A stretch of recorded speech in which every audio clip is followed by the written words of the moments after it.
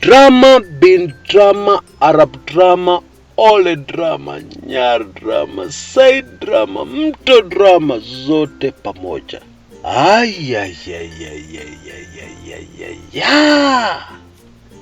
We can now safely say that we have never had another general election that has had so much drama behind the scenes. And this is what my show is all about today. There have been rumors flying all over the place as to why our TV stations so suddenly stopped streaming the results of the presidential election. What happened? What was happening behind the scenes that caused this? Get the shocking answer, the mind-blowing answer on my show today. Many of you are very appreciative of my previous video. You told me that it made many things clear where there was confusion. But now I can assure you, this is the video that will clear everything and make things so clear for those who want to understand, that you will understand and you will more than understand. Oh yes! So let's get on with it.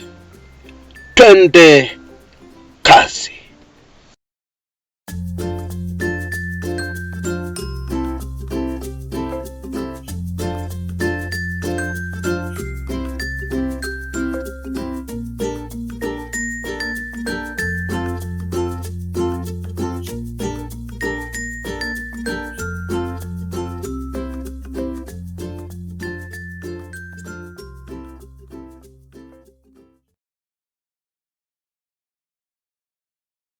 Folks, there is so much that has happened over the last 48 hours behind the scenes. It is like a movie. Ni kama movie, ni kama video. What? But let us start this story today with an introduction. I would like to introduce you to a man I personally know, who apparently has played a key role in this drama that unfolded over the last 48 hours.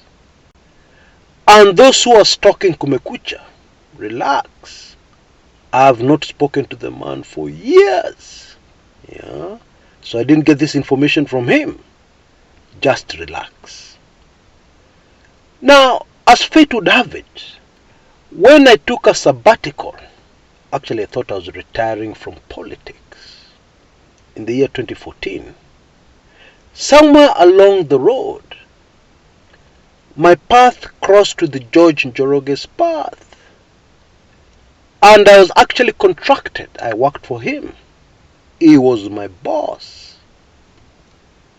Now, George Njoroge is in the business of data recovery.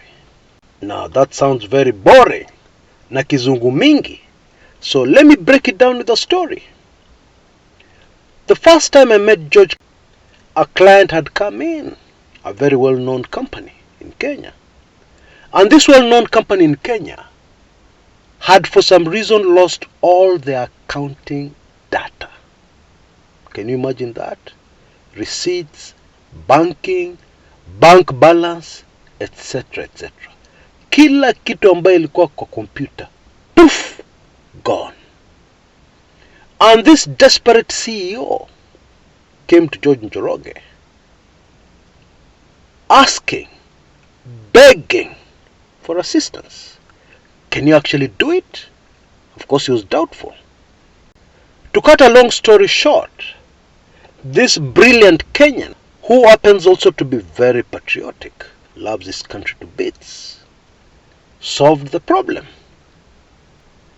Now, although we worked with George for a very short time, I got to know him pretty well. I even met some members of his family. Now, I'm not wasting time. Regulars on this channel will know that the character of a man is very important to me, should be very important to all Kenyans. Now let's fast forward to the present. When the campaign started, Azimio insiders knew that they had a problem, because the other side of the political divide had a computer guru. And of course, Jubilee knew this very well, because they used the same computer guru for the 2013 and 2017 general elections. And so it was very clear that unless Team Azimio got an expert who would match the expert on the other side of the political divide, they were done. Things would happen without them knowing what was happening.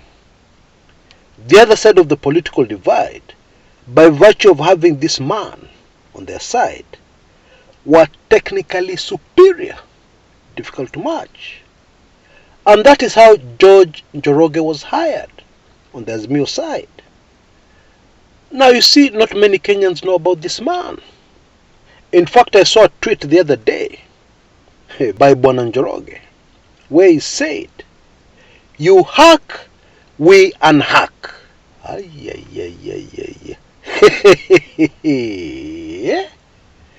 Folks, in short, what has been unfolding, the drama, has been what I can call a computer games war to the finish. What? Now I know I've used the word games, but this thing is quite serious.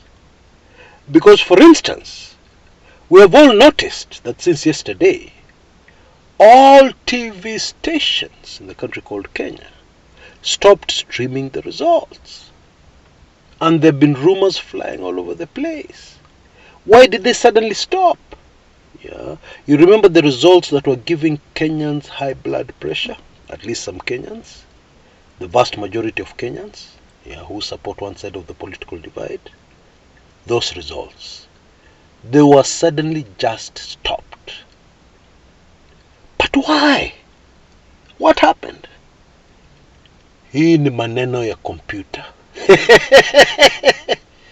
It seems that somebody alifanya mambo yake na akaingia mahali form 34As ziko na akacheza mchezo ya kuswitch, so that at the end of the day, what we were seeing on our screens was not the real results.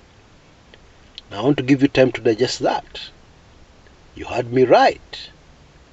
The results that were being streamed on television over the last few days, the results that gave many people high blood pressure,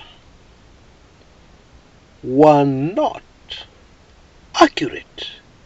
They were not the real thing. Iko mwanaume alikaa mbele ya kompyuta, mbele ya keyboard, akafanya pap pap pap pap pap pap pap pap pap pap,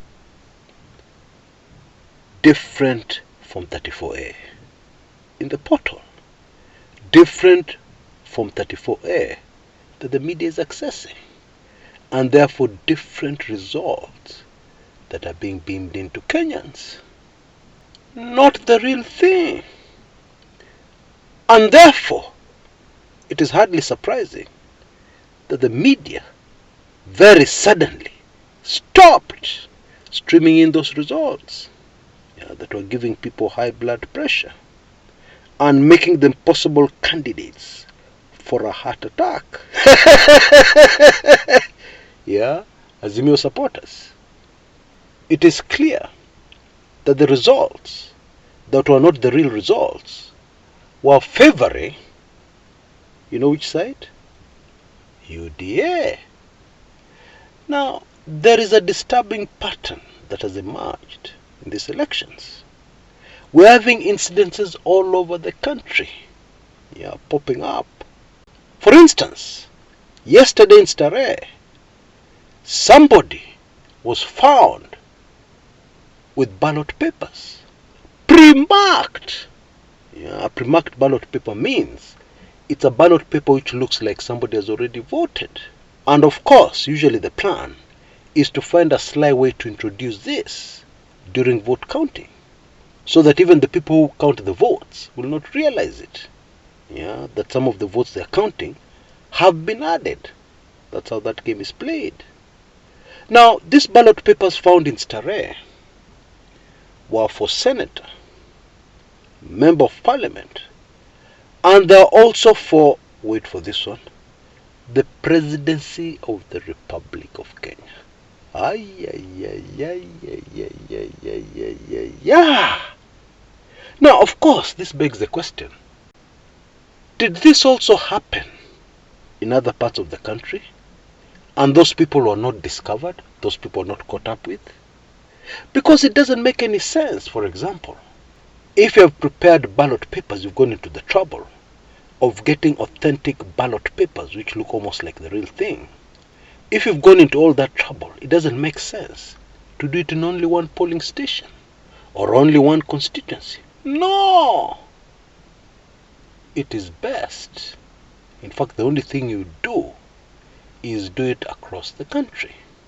So this one was caught. How many others were not caught? Those are the real questions we need to ask ourselves. The sober questions. Also yesterday, there was a major incident in Kwale County where ballot papers were also discovered. Yeah. Pre-marked in favor of the gubernatorial candidate of, you know which party? Do you think it's Wiper? Do you think it's the Jubilee Party? Or maybe it's ODM? Were they pre-marked papers for ODM? No! They were for UDA. Also found in Kwale, wait for this one, I think you need to sit down, was a lost Kim's kit. Missing, lost, stolen, whatever. It was found. Now, in case you've forgotten, this is the thing which is used to transmit results.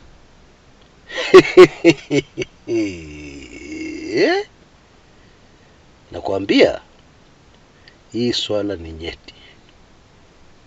This is a grave issue. And again, I ask the same question. This one was caught. How many others countrywide were not caught? Your guess is as good as mine.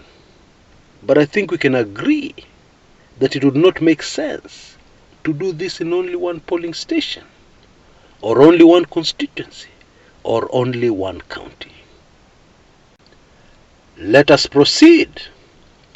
In Kirinyaga, where all Kenyans are waiting for the battle royale, the mother of all battles, between incumbent Anne Waiguru and this lady called Ngirishi, there is a huge problem there.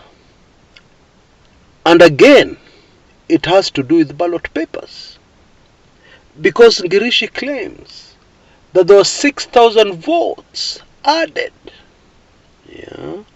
pre-marked ballots, which enabled her opponent to win over her. And again, the side that is being accused, the side that this dodgy stuff is favoring, it's not the Wiper Party, it's not ODM, it is UDA. Can we say it together? UDA. UDA, the party. And there's yet another incident which took place in Narok, I think, where again the dodgy staff favored UDA. You can get details of that particular one in my latest Weekly Intelligence Briefings number 82, which is out. Just check your inbox. It should be there. Then you'll have all this information. Now, clearly, there is a pattern emerging here. And this pattern is not isolated in one area. It is countrywide. And now, we also need to look at other information that we had previously that can easily be linked to this pattern. Now, I want to remind you of the time when we were given a heads up that actually 20% of all returning officers, IEBC returning officers, hail from one community. And that is not all. We were told that especially in the Mount Kenya region, the members of this community could be found in various polling stations and constituencies where there were both the returning officer from that community and the deputy returning officer also from that community. Okay? Now, that information is linked to what is unfolding, because now, if you can use your imagination a little, it is easy to imagine the reason why somebody would have wanted to do something like that.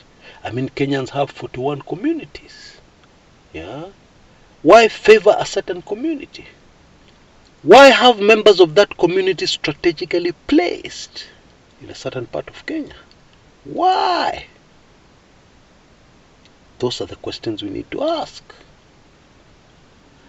Now, let us get everything into perspective. You know, politics is a very dirty game.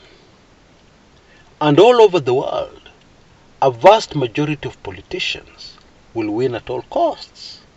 It doesn't matter what they have to do to win. There's only one rule, as I keep on saying on this channel: thou shall not get caught. Okay? But of course, there are few principled politicians. People who would not want to ever win any political seat unless it is won fairly and squarely. And of course, one of those individuals whom we all know, no matter how much you want to insult him, no matter how much you hate him, no matter how many times you're going to call him Ganga, it is a fact, it is character, he will never accept a win, which is dodgy. Yeah? That man is, of course, Raila Amolo Odinga. But principled politicians are the minority. Very few. And therefore we can say something very terrible but true. In politics, most politicians will win at all costs. It doesn't matter how they win, as long as they win. Okay? Let's acknowledge that fact. Now, based on all this information, there is something we have to consider that I do not even want to consider. Yeah. But circumstances are such that we are forced to consider it. And it is, wait for this one, the possibility of round 2, a rerun. Why? Because of too many irregularities. Okay? Now, you know, the people who crafted our 2010 constitution were very keen, were very determined that Kenyans would get a free, fair, and verifiable election, presidential and all other leadership posts. That is why, in nullifying the 2017 election of President Uhuru Kenyatta as president, the Supreme Court emphasized that according to our constitution, it is not the results of an election that matter, but the process of that election, which must be in fidelity, I believe Mbaraga used those same words, to our constitution. Bottom line, we're in such dangerous ground now, such slippery ground now, that the possibility of a rerun is emerging. Yeah. Now, I'm well aware of the fact that maybe we don't even have the funds to do a rerun. Everybody knows that Kenya, the country, has serious financial problems as a country. And we may not be able to afford a rerun. But hey, that is what our constitution says. And hey, don't Kenyans deserve a free, fair, and verifiable election where the winner is a true winner has gotten genuine votes from the people and not votes from pre-marked ballot papers? Don't Kenyans deserve that? Otherwise, we can extend the term of President Uhuru Kenyatta, my favorite president. Why not? My apologies, I got carried away. That is against the Constitution. Yeah, just my wild daydreams. Okay? But you get my point. There is no need of carrying out an election which brings trouble to Kenyans. There is no need of carrying out an election which doesn't make sense. For instance, today, Chris Kumekucha wakes up and challenges Raila Odinga for the presidency. And when you see the results coming out, Chris Kumekucha is neck to neck with Raila Odinga. Ulisikia wapi? Ulisikia wapi? I mean, this is a man, when he was entering politics, Chris Kumekucha was in napkins. Yeah, we used to call them that those days. I believe nowadays they're called diapers. Actually, disposable diapers. Those didn't exist, yeah, when Chris Kumekucha was a baby. And then I come along, even if I've been in politics for a few years, and people can see my rallies, they can see my meetings. They can see that I have to pay people to come. They can see that I have to block roads to get crowds. And then suddenly the results, I'm neck to neck with Raila Odinga. Aye? Let's get serious, guys. Let's get serious. But in a way, Kenyans deserve this. Because why do you want a free, fair and verifiable election and you're still bribing that traffic policeman? Why should Kenyans expect returning officers to be above board, never to accept money to bend the will of the people, when we Kenyans do that every day? We bribe people to accept kids to our schools. We bribe people to do stuff for us. We bribe people to give us contracts. And then we expect a free, fair and verifiable election? Folks, the moment of judgment has come. What we have all been doing, now we have to pay the price. Do a little research and find out how and why the mighty Roman Empire collapsed. Yeah, I mean the immorality, the rot in the Romans had just overflowed, yeah, the cup. And I believe the corruption in our country and the evil has just overflowed. And therefore we should not expect anything less than an election that is full of corruption. People being found with ballot papers, pre-marked. People being found with Kim's kits. People switching the results of candidates so that the one who won becomes the loser. Normal things in Kenya. Let's not lie to ourselves. So you have no right to get so emotional. Yeah, we've been doing these things every day. We still do them. But then now suddenly, because we're in an election, we expect things to go nywe. Ulisikia wapi? Ulisikia wapi?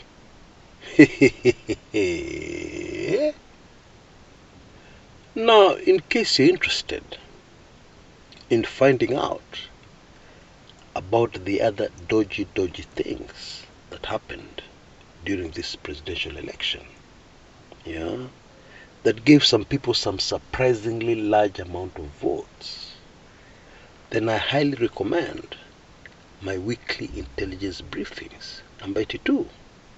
I believe you can see details on your screens right now. In case you're not yet a member, if you're a member, look in your inbox. It should be there.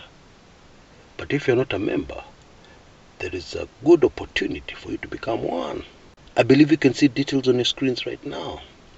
A very great offer for you to get WIB number 82 with this information moto kuliko pasi ya makaa. Yeah. And then you'll also get the other WIBs you have missed. Yeah. Over 80, all with highly sensitive information. Yeah.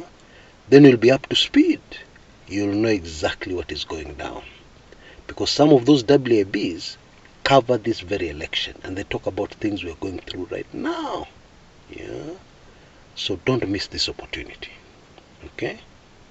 You know, you can have an election which is very transparent, like the current one. Yeah. The results are supposed to be transmitted to IEBC. That's very transparent. The results are made immediately available to the public in the IEBC portal. That is very transparent. We have never done it like this before. But in the midst of that very transparent election, yeah, somebody has played tricks here and there. At the polling station, where we're told results are final, hapo ndo hii mchezo imechezwa. And other funny things have happened, yeah, with computer gurus doing the pop stuff, yeah, and producing nothing less than vifaranga vya computer. Yeah. This is really what it is. Now I'm reliably informed that our security boys are on top of the situation. But my hope and prayer is that people will be prosecuted. Those arrested with evidence will be prosecuted to the fullest extent of the law, so as to discourage people in future, yeah, from messing around with elections, from messing around with the rights of Kenyan people to choose the leader they like, the leader they prefer, the leader that they would like to lead them. Until next time, this is Chris Kumekucha.